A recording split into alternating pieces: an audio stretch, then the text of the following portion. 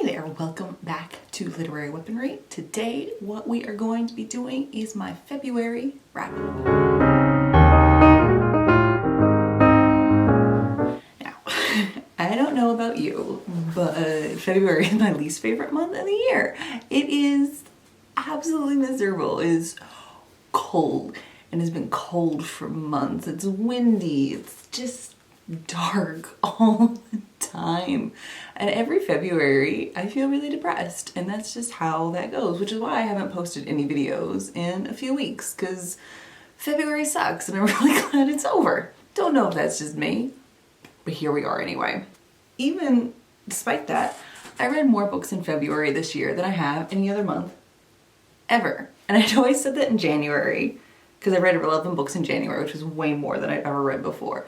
In February, I read 12 books. Like, for me, that is a ton. That's ridiculous. It's a ridiculous amount. If I read 5 books a month, I am thrilled. 12 books? And I don't know if I'm just feeding my pandemic depression, not being able to leave the house, or what. But it's a thing, and here we are. So I'm going to try and be pretty speedy about this February wrap-up, because 12 books is a lot to talk about in a few minutes. So let's just get into it so that this does not spin out for half an hour. That would suck. So yeah, 12 books, let's get into it. First book I read in February was actually a reread, as well as my only 5-star review so far this year, and today is March 4th, so not very far into the year. But still, my only 5-star review this year. Spinning Silver by Naomi Novik. Now, like I said, this is a reread. I read it as an audio, the same as I did the first time. It is an excellent, excellent book. It is a gender-bent Rumpelstiltskin retelling. This book has a lot of atmosphere. Like, the characters are very, I wouldn't say lovable, but they get into situations and you're rooting for them the entire time. It's highly atmospheric. The magic, obviously with Rumpelstiltskin, like there is a little bit of magic involved, but it builds slowly throughout the story. It's not all thrown in your face at once. And you get really invested. Naomi Novik really did a magnificent job with this book. I absolutely love it. I have read another of hers. I read Uprooted and hated it. So the fact that I love Spinning Silver so much is ridiculous. But I did read this as audio, as I did the first time. If you enjoy audiobooks, highly recommend it. The narrator is fabulous. Absolutely brings the story to life. I didn't ever want to stop listening. It's an excellent book. Love it. Hope you love it too. The next book I read was The Mask Falling by Samantha Shannon. Now, this is the 4th book in her Bone Season series. Now, I started reading the Bone Season not long after it came out. Absolutely love it. It is, I've mentioned it before, but it is the book that got me back into reading as an adult. So I have a very soft spot in my heart for this series. But I don't think, even though I have that, I don't think it affects my ratings and opinions of these books. So this is the 4th book in the series. I gave this one a 4.5. It is painful. It is legitimately a painful book, but in a really good way. Let's see if I can explain that. In this book, we are with Paige and Warden once again, and they have gone to Paris, and a lot of this book is Paige recovering from the absolute horrors she went through in Song Rising, and it really focuses on her and Warden as characters and their growth as characters. During the story, she's also trying to enlist the voyance of Paris in her fight against Scion. And it's wonderfully written. It really focuses, as I said, on Paige and Warden as characters. Paige has just been through so much, and she's still trying to cope, and she's just doing the best she can. She really grows in this story. But really, it takes a lot for a book to make me really feel something. And by the end of this, I was just an absolute pain for Paige. It was wonderfully written. It really pulled at you. There was a lot of drama and dynamics, and I can't wait for the next one. I know it's going to be a long wait because right now Samantha Shannon is writing, I believe, another book based in her priority world. I might be wrong about that, but you know it's going to be a chunker. So it's going to be a long wait. Can't wait for it though. Excellent book. If you haven't started the Bone Season series, don't know what you're doing with yourself, go fix it. The third book I read in February was an arc that's coming out April 13th, 2021. It is Malice by Heather Walter. Now this is a Maleficent origin story retelling kind of thing, and it is wonderful. I was never really into the Disney princesses and all of that, but I enjoy the dynamics of the Disney villains, Maleficent especially, because she seems just the most interesting of them. And in this book, we have Malice, or Alice, who's supposed to be the Maleficent character. She is a young woman living in the city where people with magical abilities they're for hire. They do things like grant beauty or wisdom or abilities such as music playing or writing, things like that. But Alice doesn't do that. Alice is the only one who can curse people, quite frankly, and her talents are in demand, but despite people wanting to use her for her ability, she's not accepted within this society. She's used, she's verbally and emotionally abused, she's neglected.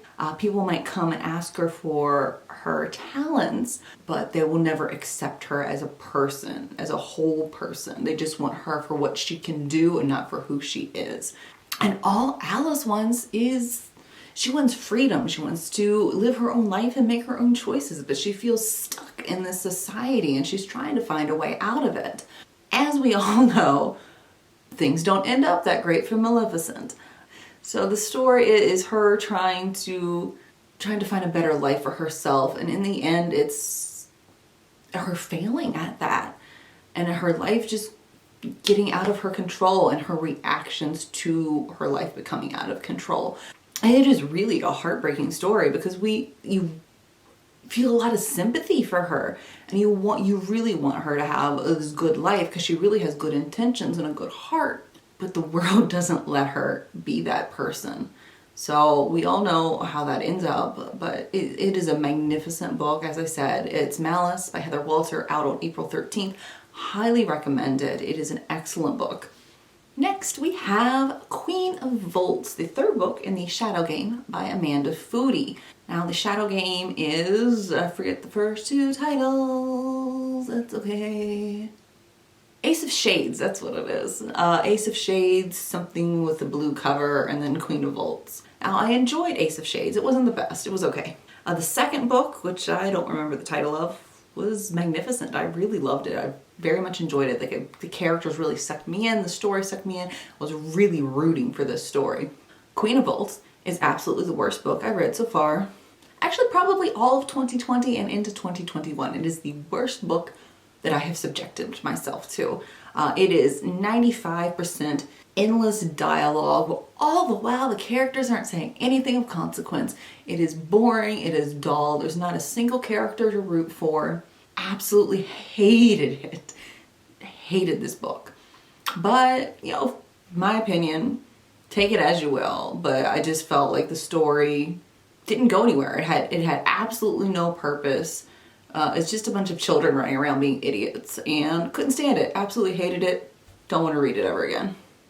The next book I read was Winterwood by Shea Ernshaw. Now, I read this as part of my task this year of reading all of my backlist Owl Crate books. And this is the one I pulled out of my reading TBR jar for this month. I actually pulled two, but this is the first one. I read Shea Ernshaw's, what's it called? The Wicked Deep. I read her The Wicked Deep. I've actually read it probably 3 times now, and it is excellent. For some reason, I hadn't picked this up. Like, the synopsis didn't really do anything for me, but I pulled it out of the jar, decided to give it a shot. So glad I did. What a good book. Now, I've seen people's complaint about this is that, like, there's a ghost and a murder and a mystery and yada yada yada that is given away too early. But that's not the point of this book. The point of this book is the character Nora and her growth as a person and accepting who she is. She was born into this family of witches, and she's not discovered what her power is yet, and she has a very strained relationship with her mother. And this book is her figuring out who she is and what her power is, and her growing into her abilities and accepting exactly who she is. And if you accept that as the focus of the story, this is an excellent book. The ghost and the mystery and everything are just aspects that help Nora on her journey. They're not the focus of the book. Nora's the focus. And if you can see past that and just watch Nora and how she grows and changes, this is an excellent book. Gave it a 4 out of 5. Highly recommend it. Excellent story. And if you haven't read Shea Earnshaw's The Wicked Deep, I recommend that one as well. Very atmospheric, both of them. She's just a great writer. I love her. The next one I read this month was In the Ravenous Dark by Am Strickland. Now this one is another e-arc I received. It comes out on May 18th, 2021. I really had high hopes for this book, but in the end it just kind of irked me. The concept for the story is really amazing. It's LGBT, polyamory, we have death magic, an evil empire that needs overthrown. This big mystery of why the outside world of this city is like literally there's a fog or something that can kill people, and you're only safe in the city. And like this, it's a huge concept and it's not explored at all. It's a very shallow book. Even the characters themselves, you never really understand their drive and purpose. They're just very on the surface. What you see is what you get, and that's it. And no one grows or changes. Just who you see at the beginning is who you have at the end, and wasn't my thing. I had a lot of high hopes. The characters not being fleshed out, everyone being very shallow. And what really got me, the scene changes in this book are terrible. They don't flow together. The scene changes are very sudden. Like often our main character, I don't even remember her name right now, and I don't think I did any notes on it, but she'll get knocked out and suddenly a new scene, or she'll get blackout drunk and new scene. And you never get to see how these changes occur, because like at the end of a scene, and there's a lot of drama in the scene and stuff going on, she's in peril and there's a lot of stuff happening, and then suddenly she's somewhere else because she got hit on the head. And it's really, it wasn't very good, and I was really disappointed. The only thing I have to say, the overall concepts of this book are good. I enjoyed the death magic involved. There's necromancy. There's the entire magic system behind it is really interesting. But the writing itself really left a bad taste in my mouth. I think it could have been a lot better done. I have another book by Am Strickland I haven't read yet, but no, I think that she can be a magnificent writer. I just haven't seen it yet. The next book I read was Spin the Dawn by Elizabeth Lem. Now, as I mentioned with Winterwood, I read this as part of my attempt to read my backlist Outcrate books, because like I said, I have several. So I pulled this one out of my jar. Wasn't real enthused about it. It was one of the ones that I'm like, I don't know about this, because it is kind of it's not really an Emperor's New Clothes retelling, but I'm not really sure. I can't come up with it right now, but in the first half of the book was actually pretty good. We have the young woman, don't remember her name again because it just didn't stick with me. She's trying to save her family. Her father, after her mother died, isn't mentally or emotionally able to support. Her brother was grievously injured and he physically is having trouble supporting the family. She's a young woman, and most people don't want to, even though she's an excellent dressmaker, she's an excellent seamstress, they don't want to employ her because she's a woman.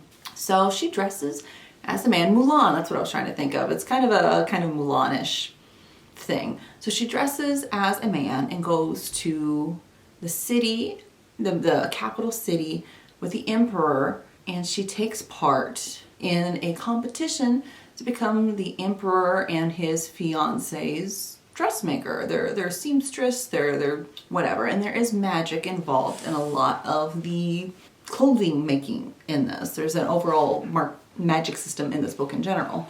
And while the first part was really interesting, there was a forbidden love, there was the sewing competition with the hints of magic, and there was her determination to prove herself and to provide for her family, and I could really support that, and it was really interesting. I loved reading the first half of this book.